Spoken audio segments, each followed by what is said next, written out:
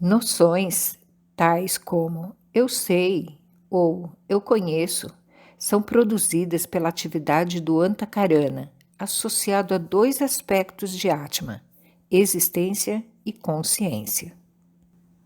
Olá, amigos do canal, sejam todos bem-vindos a mais um vídeo da série O Atma Bodha. Estamos fazendo a leitura e o comentário dos Sloka. Estamos no vídeo 27 e o Sloka 24. A natureza essencial à consciência é o conhecimento do ser.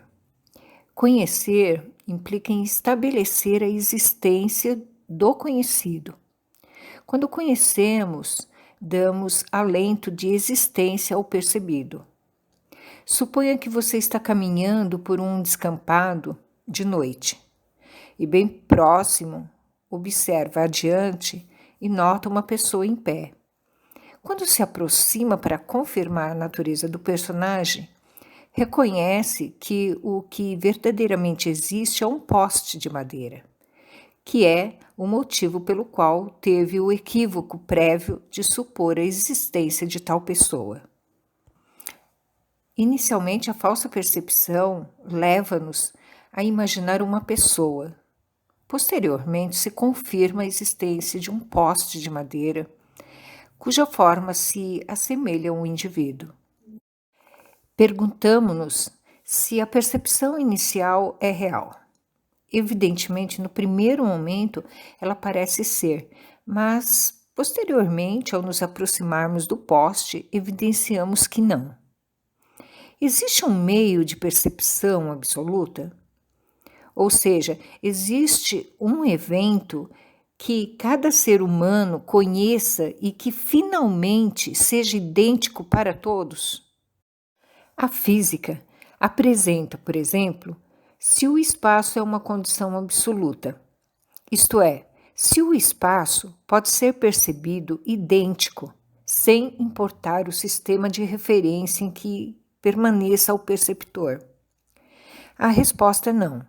O espaço não é uma condição absoluta, dependendo do observador e do sistema de referência que se escolha. Podemos assumir uma outra condição de medida de um objeto. Posteriormente, a física, ao advertir a realidade do espaço, se questionou se o tempo era absoluto, ou seja, se qualquer relógio marcaria a mesma hora sem importar o sistema de referência aonde se mensure o seu movimento. A resposta final foi não. O tempo também é relativo. Dependendo do sistema inercial da referência que se escolha, pode um relógio determinar uma ou outra medida. Apresentamos algo semelhante a respeito da cognição. Existe um sistema de percepção pelo qual uma percepção seja idêntica a cada perceptor? A resposta é não. Toda percepção oferece sentido de existência do conhecido, ou seja, sabemos que conhecemos, mas a compreensão final que temos do objeto pode ser variada. Por exemplo, vamos estabelecer que há um grupo de pessoas às quais pediremos que observem o tráfego de veículos de uma rua com trânsito. Logo após alguns minutos, poderíamos perguntar a algum deles qual é o tamanho do edifício do outro lado da rua. E ficaremos surpresos com que nem sequer notaram a sua presença. Poderíamos perguntar a outro grupo se ele observou a limusine branca passar em frente. E novamente ficaríamos surpresos a sua afirmação de que ele não a notou e que a sua atenção estava em outros eventos. Desta forma, a atenção, que é o aspecto dinâmico da consciência, determina um campo de ação aonde, ao situar-se, determina a compreensão e o saber. A atenção é semelhante ao capacete iluminado de um mineiro, cujo feixe de luz ilumina sempre no sentido aonde sua cabeça se direcione. O feixe de luz determina zonas de cognição e invalida outras. A atenção, ao depositar-se em uma região, determina a existência dos objetos percebidos. A pergunta agora é: as percepções de todos os personagens que observam a rua são reais? Para responder, podemos afirmar que cada um deu certa realidade a um conjunto de eventos que percebeu. Mas também podemos confirmar que cada um deu atenção a pontos distintos. A consciência outorga sentido de existência às coisas que conhecemos, mas buscar vislumbrar uma realidade absoluta através de um mecanismo cognitivo que seleciona detalhes ao conhecer é evidentemente impossível. Por isso, a filosofia não pode testemunhar e nem encontrar a condição do real, devido a que não existe uma forma de saber o que seja real para todos os perceptores. Enquanto o mecanismo dialético de comparação e posterior síntese seja o que usa a mente, se é impossível de encontrar um sentido ao real. O real ele passa a ser uma mera abstração intelectual. Podemos, ao contrário, afirmar que existe um meio pessoal no qual o conhecido adota uma forma de realidade pessoal. Mas buscar determinar, mediante um julgamento dialético, a presença do real é uma completa quimera. Então, o real é inapreciável? A partir da perspectiva dialética, tal como se apresenta atualmente a cognição, sim, é verdadeiramente impossível avançar a percepção do real. É necessário reavaliarmos as definições do que é o conhecimento e do que é a realidade.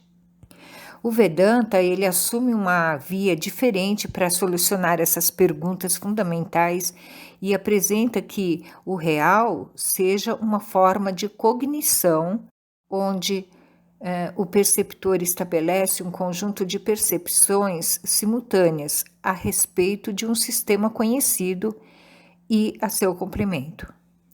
No entanto, uma percepção desse tipo apenas se alcança na medida em que na mente não exista vestígio do sentido individual, ou seja, na medida em que o sentido de ahankara, o egoísmo, desapareça, devido a que o eu seleciona de maneira espontânea as partes do campo a reconhecer e estabelece por critério volitivo os eventos que detecta e outros que não, se converte então o eu em uma atividade desintegradora e revitalizante da cognição. Em virtude do anterior, existe uma realidade pessoal na medida em que se aprecia na mente o sentido de eu, e outra realidade que se estabiliza na medida em que o perceptor não difere do objeto conhecido. Esta última modalidade de cognição denominamos de não-dualidade. A diluição do eu não leva à inexistência dos objetos, mas sim a uma integração não diferenciada deles. Os objetos mantêm sua identidade, mas perdem as fronteiras que os delimitam como sendo diferentes do conhecedor.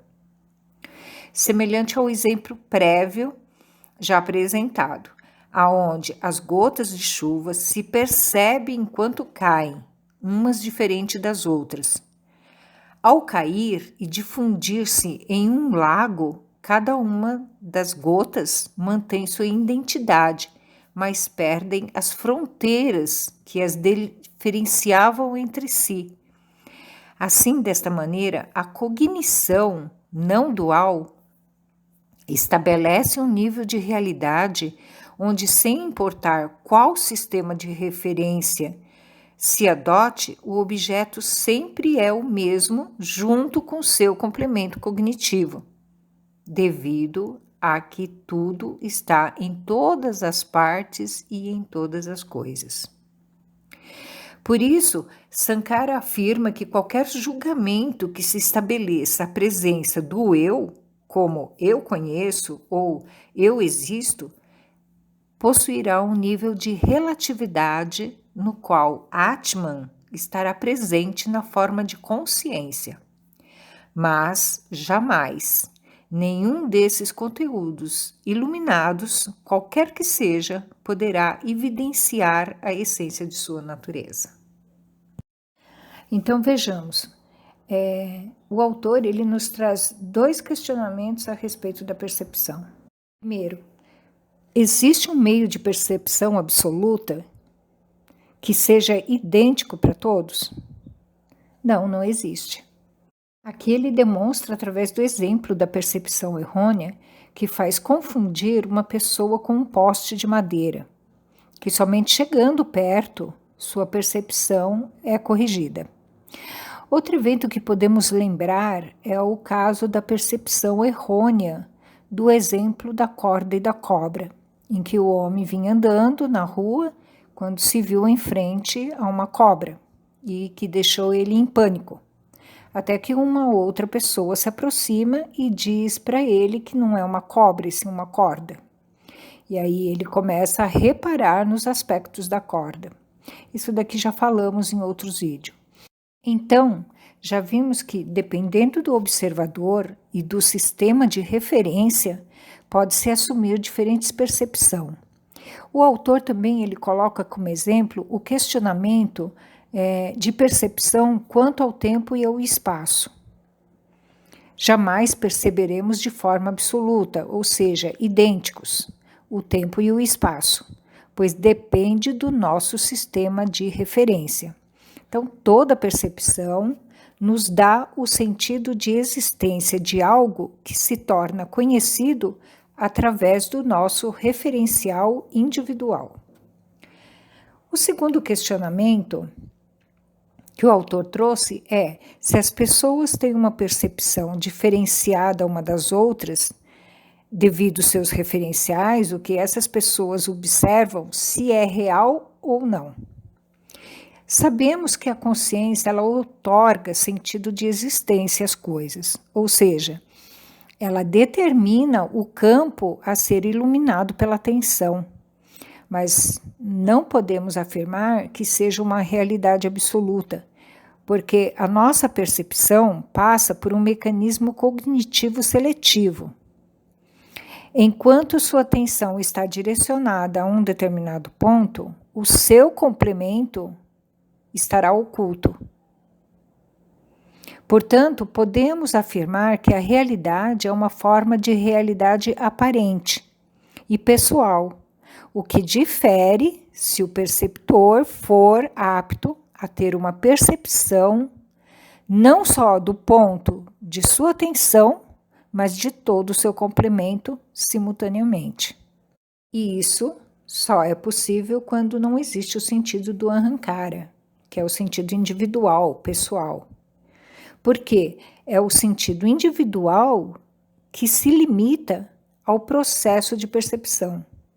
E quando não existe o sentido individual, ocorre uma integração não diferenciada dessa junção de elementos perceptivos, e que o autor chama de cognição não dual.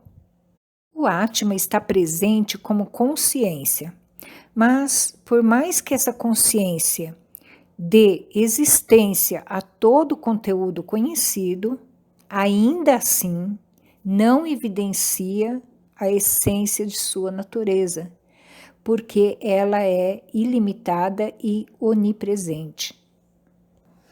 Então é isso. Esse foi o Sloka 24, esse foi o vídeo 27. Agradeço a escuta atenta de todos, bom estudo e encontro com vocês no próximo vídeo. Namaskara.